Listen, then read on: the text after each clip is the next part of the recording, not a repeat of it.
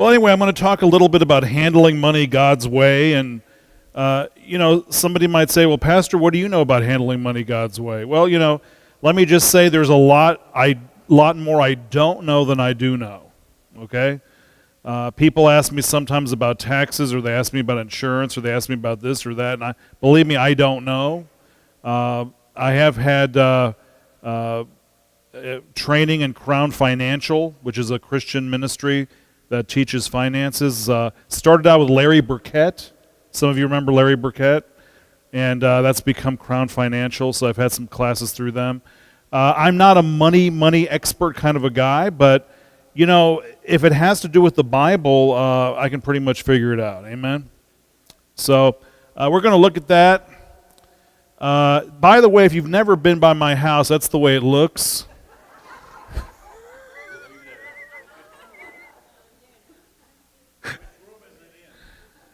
Yeah, which room is it in? Yeah, that's good. Yeah, I like that. Yeah.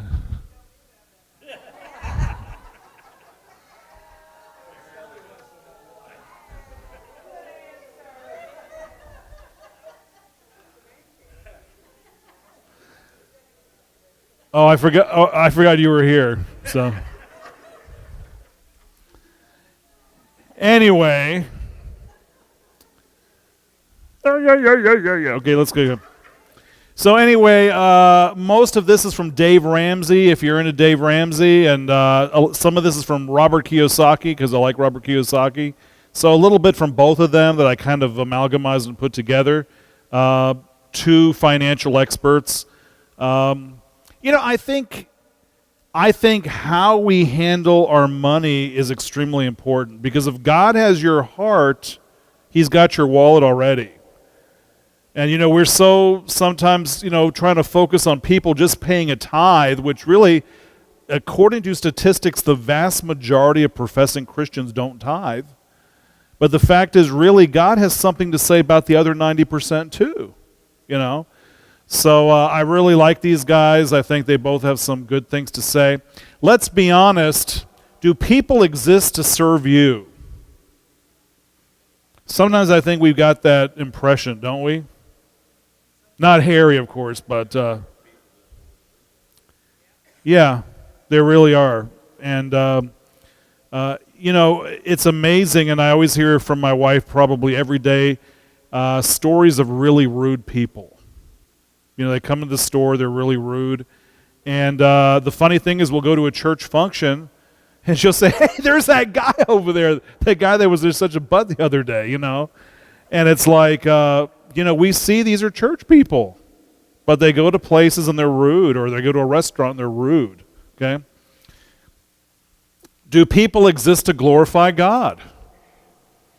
Or at least I should say Christians, we're definitely here to glorify God, aren't we? Am I content with the basics? I think we all want a little more here and there. I think we all do, Some people don't know where to stop, though. Sometimes people want more and then more and more, and it never ends. Am I being God's kind of an employee right now? I realize many of you are retired, but can you don't have to use the word employee. You could say, am I God's kind of boss right now? Or am I God's kind of retiree right now? Am I really living up to God's expectations right now? I ask myself that every week, God, am I being the kind of pastor you want me to be right now? I think it's really important. Am I expressing gratitude for what I have? Yeah, I hope so. I mean, a lot of times we all fall into a situation where we feel sorry for ourselves. You ever go through that? Get kind of depressed, we feel sorry for ourselves. Not Harry, I realize, but I do, And I think, oh, me, why me, and all this stuff like that. But the fact is, if we really look at how God has blessed us so immensely, then surely, we should feel gratitude toward God for what He's done for us. Emotional outbursts or clamming up is sinful when motivated by wrong goals. And so sometimes people break out in their mannerisms. Sometimes they clam up and don't say anything. But the fact is very often we are motivated by wrong goals. In fact, I think my sermon Sunday was about motives of the heart, wasn't it? Yeah. I-O, it's off to work I go. Do, do, do, do, do, do, do, do. Another solo, yes. Thank you, Harry. Well, this is the mindset in this country, that as long as we're in debt, we're forced to work. And as long as we're forced to work, it keeps the economy going. But really, that's really the wrong attitude. That's really not the way it should be. I mean, but that is the mindset. Everything is designed to promote debt. And really, the Bible does everything to not promote debt. Yep, that's exactly right. So let's look at some of the American statistics. 49% don't have the money to cover 1 month of unemployment. Now think about that. That's a lot of people right there. It's almost half our nation. Anybody can lose their job in a moment. Yeah, you could get sick, anything could happen. And bingo, if you don't even have the money to survive for 1 month, that's pretty bad. It's a very serious thing. 75% never use their frequent flyer miles. If you use a credit card and you get benefits or points or something, I know you were laughing. Do you use your Yeah, okay. So that's why you're laughing, right? Why even have it if you're not going to use it? You people, we'll get into that later. 70% of people die without a will. And 70%, if you think about it, they probably don't have their life or their finances in order to begin with. And so now what do? They lay the burden on their kids. So now the kids have to deal with it, and then there's all the fighting and stuff that goes along with that. And yeah. 97% don't systematically pay extra on their mortgage. Now, I know that sometimes they have nowadays little clauses in your mortgage that you can't maybe pay extra. But in the old days, you used to be able to, if you paid extra, that extra went on the principal.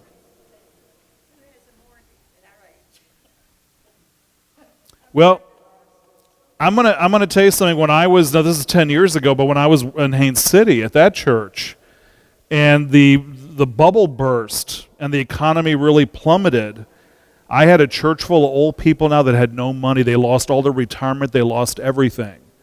And there were people really struggling. People now looking for jobs at Walmart, to make ends meet, And so, people take out a mortgage, and the second mortgage, you owe. People owe. 60% don't pay off their credit cards every month. So if you don't do that, what happens? Yeah, it keeps going up, doesn't it? The monthly interest. 78% of people will have a major unexpected event take place within the next 10 years. And in my family, we have a major unexpected event take place every year.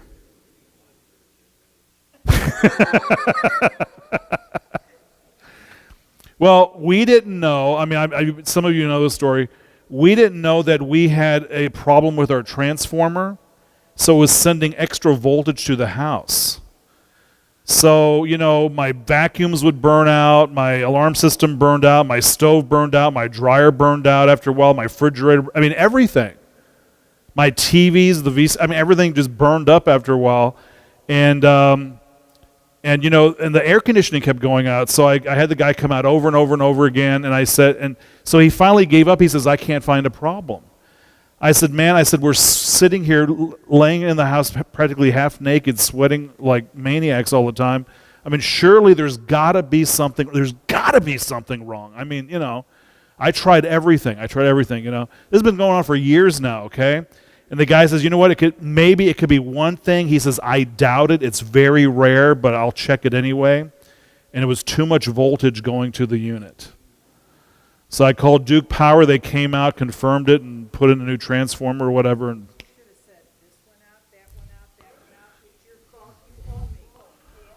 well, I need you to do that. I need someone to do that for me. I mean, I don't know what to do. I mean,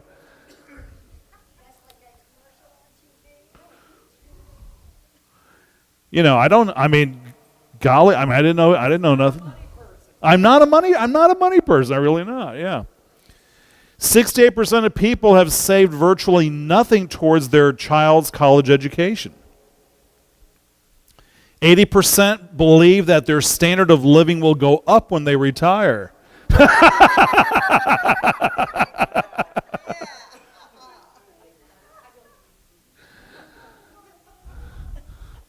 They probably asked a lot of young people that question. They said, "Oh yeah, man, we're gonna." I don't know. 19% of people who file bankruptcy are college students. Now think about that. Here you are, a young person. You graduate college. Your life is just beginning, and you have to file bankruptcy. Well, here's the deal. When you file bankruptcy, it absolves you of all your debt, but not the college loan. The college loan is separate. So you still owe that. And just think how hard it is then to get back on their feet and do all that stuff. Americans are always trying to keep up with the Joneses. And most of you probably remember Jim Jones and if you're trying to keep up with the Joneses, my advice is just follow Jesus, okay? Don't try to keep up with the Joneses because it's not going to end well, okay?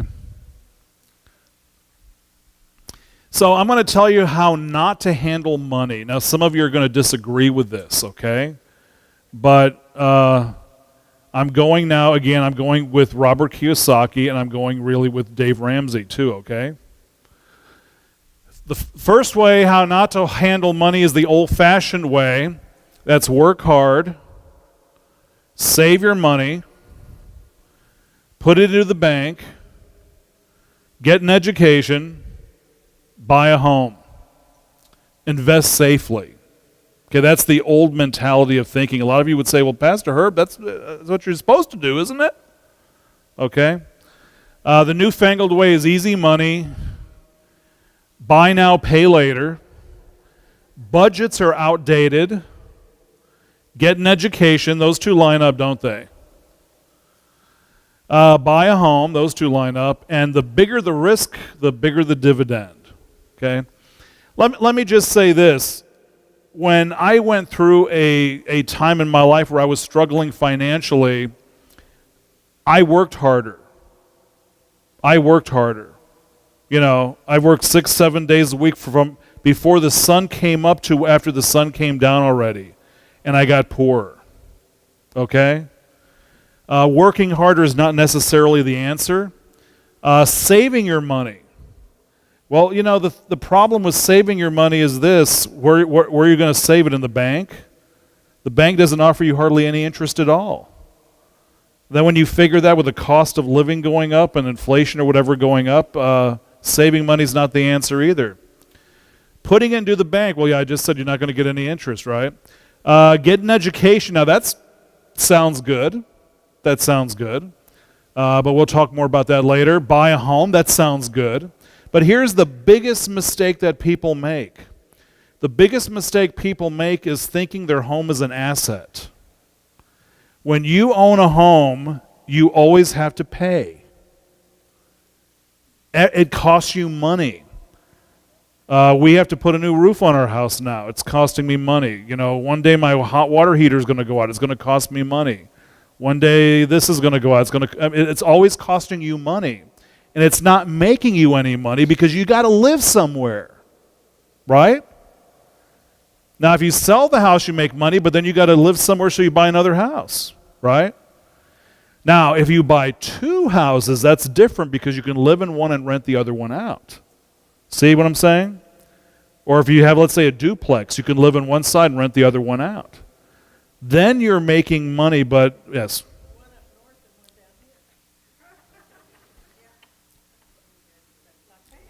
Yeah. But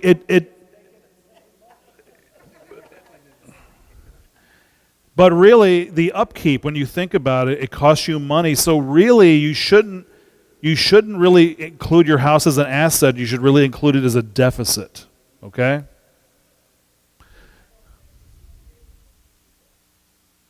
Yeah, but the CPA might be the poorest guy in town too. Right? Yeah. He might be numbers smart. That doesn't mean he's rich. Okay? We want to get advice from rich people, not from the C. Let me tell you how to get a CPA. How many of you use a CPA or some kind of financial person? What you do is when you're interviewing a CPA, you ask him what's 2 plus 2. If he gives you the right answer, okay, don't hire him. If he gives you the wrong answer, he's too stupid, don't hire him. But if he tells you, what do you want 2 plus 2 to add up to, that's the one you hire. I'm just joking. Okay. No, but really, there's a lot of people out there. I'm going to give you an example. I'm not going to mention any names because I don't remember the guy's name anyway. There's a guy who wrote a book, okay? And he was being interviewed because he was going around as a guest speaker, delivering messages about his book. And it had to do with church growth. And so the guy interviewing him said, "Oh, so you've done these things in this book?" Well, no. Okay, well then how do you know that they work? Oh, well, I know they work. Yeah, but how do you know if you haven't done it yourself? It is like I'm a pastor, okay? I can sit here and talk about Israel, okay? I was listening to a guy who wrote a book about Israel, talking about the end times. I mean, I just loved it. I was really into this radio program by this guy talking about the end times, and he wrote a book, the final days of Israel and all this stuff, So the guy on the radio says, "So you've been to Israel?" And there was this dead silence. Well, no. Well, it's like, how do you write a book about it if you've not even been? You see what I'm saying? So the point I'm trying to make is not every person who's numbers smart has money. And you want to take advice from people like Dave Ramsey, who's been a millionaire many times over. He's filed bankruptcy quite a few times, if you know about Dave Ramsey. Robert Kiyosaki's also filed bankruptcy. But they always got out of it and became multimillionaires again because they know how to do it, you see? So now if we go to the next column, easy money, let me just say this, there is no easy money. Yeah, I'm still looking for it too, but it just doesn't exist, okay? It's not there. Buy now, pay later, that's just putting you in debt, right? Budgets are outdated. I highly disagree. Okay, I think budgets are very, very important. An amazing thing is a lot of you might say, "Oh yeah, budget's important, but are you on a budget?" And a lot of you might not be on a budget. Getting an education. Is that important? It's important, but Robert Kiyosaki has a little bit of a different twist on that, okay? And I'll get into that later. Buying a home is a liability. It's not an asset. And again, the bigger the risk, the bigger the dividend. Well, that might be true, but it's also might be the bigger the loss. So anyway, these ways are not ways to handle money. And my little laser pointer isn't working, so makes me paranoid. So let's analyze each category. Well, I kind of already went through each category. But again, whatever happened to the American dream? You know, the harder you work, the more tired you'll get. And so my answer would be don't work harder, work smarter. Okay? It kind of goes back to the last couple meetings we've had lately. The fact of the matter is, we're all getting older.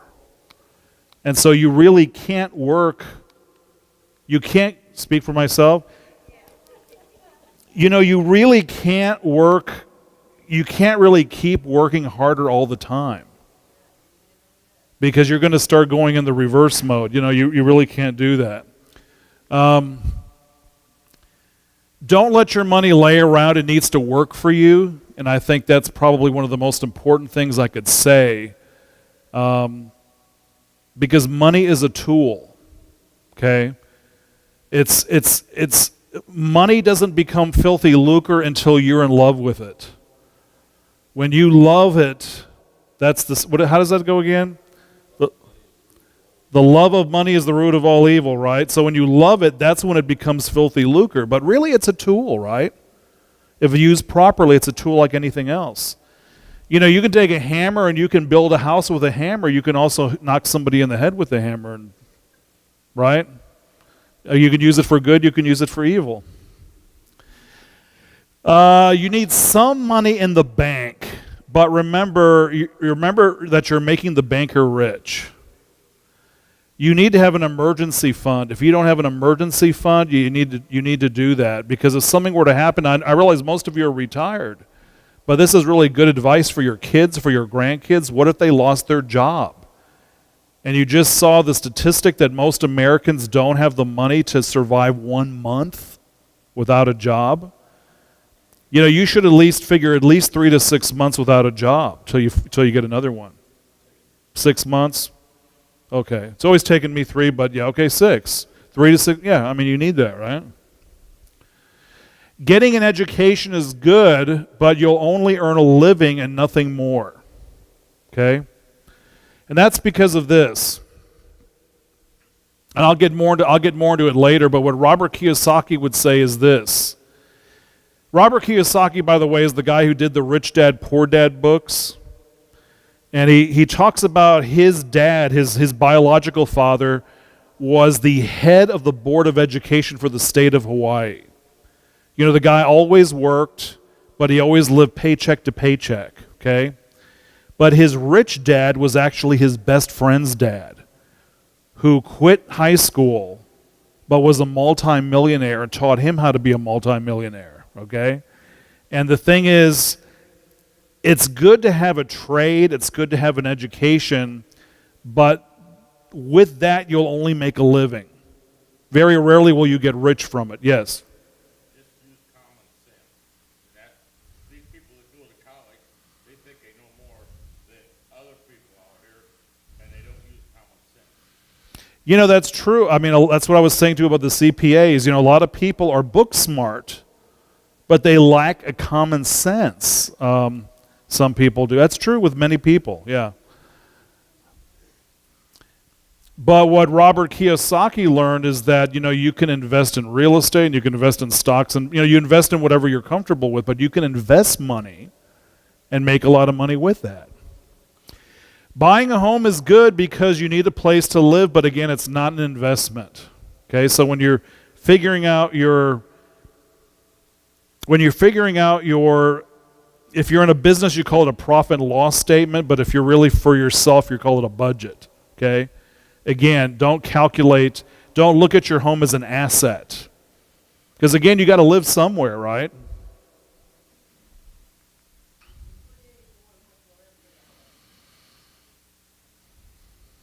the only thing is if you're paying rent all your life, where's your money going? The person renting it to you. Well, I didn't say rent. You're going to get money back, and it's going to increase in value over years. Hopefully it will. Unless you let it run down. Yeah. So it is an investment. I don't agree with that. Well, see, that's okay that you don't agree with it, because you're not disagreeing with me. You're disagreeing with the multimillionaires that are telling you that. So that's okay. Okay. Yeah.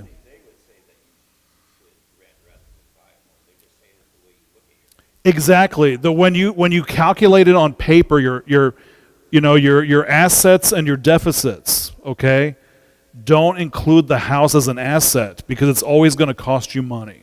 That's all they're saying. Okay? Yeah.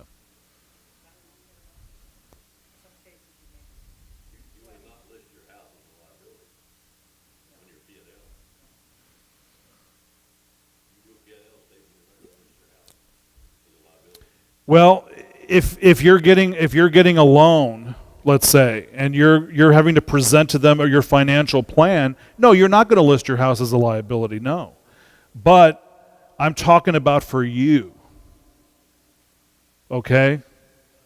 You can tell the banker whatever you want to tell the banker or write down whatever you want to for the banker, but I'm talking about for you, okay?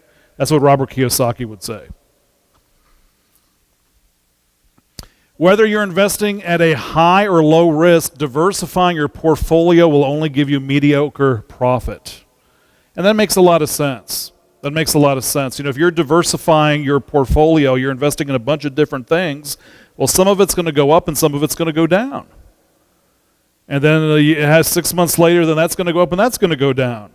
And so if you do make money, it's going to be mediocre. Now, a lot of people are making money right now in the stock market. That's one thing that Dave Ramsey said just very recently. He says, if you're not making big bucks right now, there's something wrong. Okay, you should be making big bucks right now. Okay. Myth: debt is good because it builds your credit score. Here's the deal. It doesn't matter what your credit score is unless you need to get a loan. If you got the money, you don't need a loan. Yeah. So again, you can kind of take it for what it is, okay? Debt is always bad unless you're borrowing money from yourself, okay? And there's ways of investing money and borrowing from yourself to where you're really not. I'll give you an example. If you have a most of you are retired, so you don't have a 401k anymore. But if you have a 401k, you can borrow from your 401k. But they say, well, then we're going to penalize you and we're going to charge you this and this. You got to pay all this back. Well, the fact is, you don't have to pay it back. It's your money. You just don't pay it back. Right?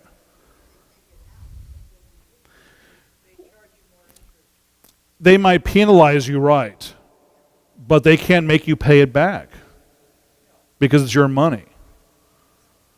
Right. So really you're borrowing money from yourself. So there's ways of doing that to where you're really not getting in debt, unless you're getting in debt to yourself, right? Yeah. And budgets are old-fashioned, but they do work, okay? Because you need to be able to visually see what kind of money you got coming in and what kind of money you got going out, okay? Our economy is set up like a giant Ponzi scheme. Remember, what was his name, Madoff? Bernie Madoff, yeah, and he made off, didn't he? What a name. His name fits right with him. Franklin Delano Roosevelt was instrumental in creating a welfare state. Lots of entitlements that still exist today. Richard Milhous Nixon completely removed us from the gold standard and silver standard. We were first removed during the Depression on a domestic level, but then later Nixon took us off the international gold and silver standard, okay? So that means they can just print more money. And it really doesn't have much value, the money, because it's not based on anything anymore. Have you all heard the story that Fort Knox is really empty? You never heard that before? It's still, to this day, it's one of the most guarded places on the face of the earth. And yet the rumor is that there's not a brick of gold left. Yeah. I mean, I don't know. Obviously, I don't know. I don't know.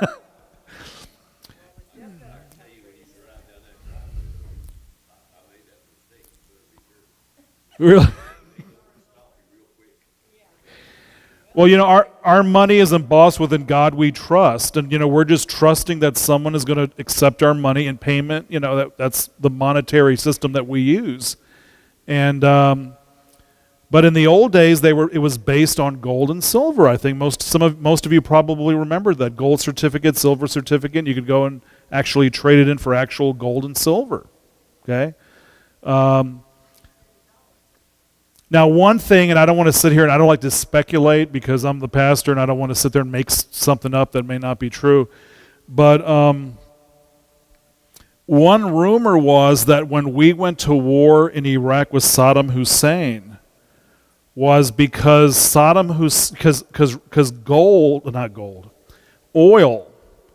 oil is still bought and sold and traded in dollars. And so technically we are on an oil standard. That's what artificially gives our money value. And what Saddam Hussein was going to do, did everybody get a chance to sign the prayer list? Yay? Nay? Yeah, okay. So supposedly Saddam Hussein was going to start dealing with Europe and doing it in euros. And that would have plummeted our dollar and would have destroyed our dollar completely. So that's the rumor why we went to war over there, to prevent him from doing that. I don't know. I don't know if that's true or not. But we certainly do own a lot of oil companies, and we do wheel and deal with oil. That's where most of our wealth comes from right now. Gerald R. Ford signed the ERISA Act of 1974, which converted pension plans over to the stock market. So if the stock market does well, you make money. And if the stock market goes down, you lose money, right? Yeah, so I mean, the way it's set up now, I mean, it's really gets worse and worse. Our economy is made up of artificially created bubbles which eventually burst. And the people on the bottom always lose. And that's us. In case you didn't know.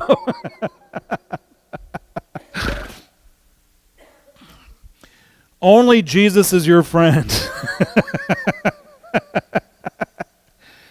The government is not your friend. For example, if you get a big tax refund, you've just allowed the government to use your money free for 1 year. So they were making money with your money. And then you get this big tax refund, and we're all so fat, dumb, and happy, and yay, got some money back, yay, yay. But really, they were the winner, weren't they? Yeah, they're having a good time with it, aren't they? The bank is not your friend. Why do you think they want co-signers? Because they're going to get their money no matter what happens. Win, lose, draw, whatever. I mean, they get their money, or they're going to get the property, or they're going to get something, and you're going to end up with nothing. Good deals from banks are only smoke and mirrors. In fact, that's why I try to tell my mom, I says, when you get a letter from the bank, it's something that is for their benefit, not for your benefit. Okay? The financial advisor is not your friend because they make their commission whether you win, lose, or win or lose. So manage your own money. That's the point. Manage your own money. Credit cards, cash advance, rent to own, leasing, debt consolidation are all ripoffs. Okay? So yeah, it is good to own your own house. And could you make some money off of it? You could. But then again, you could not. But anyway, the rich get richer and the poor get poorer, and in most cases we need to do the opposite of what they tell us. Okay, in most cases. Ed McMahon will never come to your home. He's dead. If he comes to your house, run. Don't you remember Ed McMahon? Yeah, the sweepstakes. Was it Reader's Digest or whatever? We buy things that we don't need with money we don't have to impress people we don't like. There's not an easy, fast way to make money. Traditionally, gold has a lousy track record. Real estate and housing historically has always brought us out of economic collapse. But you got to realize over the last 8 years, the real estate market has really it's barely crept up. But you'll never make money on anything that depreciates, okay? So, a lot of people buy cars. They think, oh yeah, we can fix this car, because I always want to do that, Yeah, I can fix this thing up, man, or No, I can't. Not really, You ever watch that Barrett auction? I love watching that thing, but they put so much money into those cars, and they're losing money, But another thing, I know a lot of you have boats. Boats are notorious for losing money, right? I don't know why that.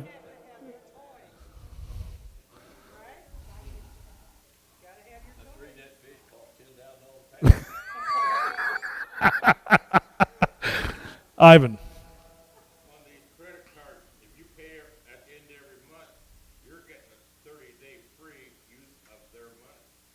Am I right? Yeah, I think it depends on which card, but yeah, the card we have, it's 0 annual fee, it's 0 interest as long as you pay it every month. Yeah, every 30 days, yeah.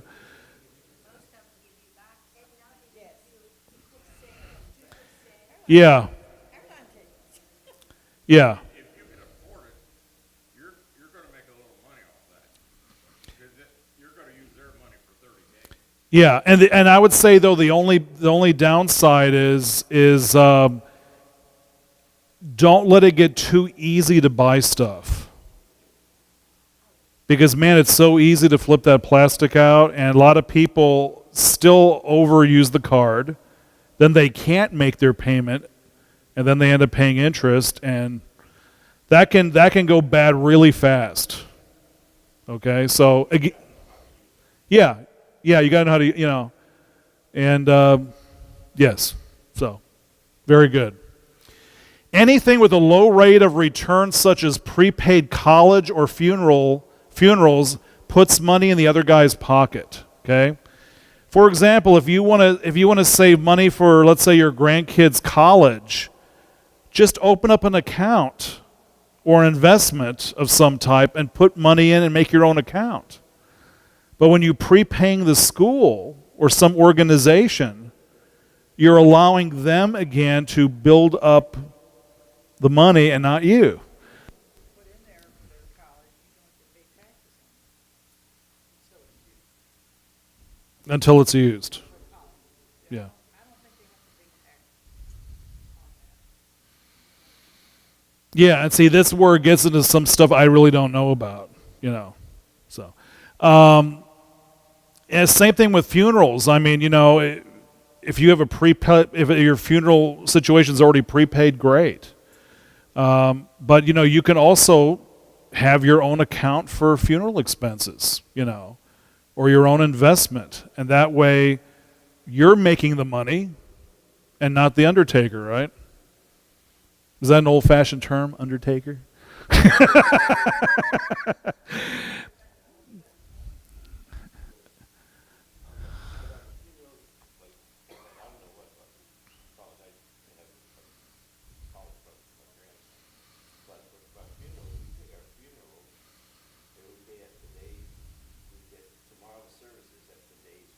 Yes.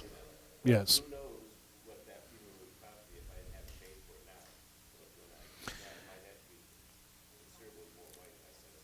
Well, one thing that I found in the church is usually men die first. And I always say to some of the men, go with that widow to the funeral home and help that widow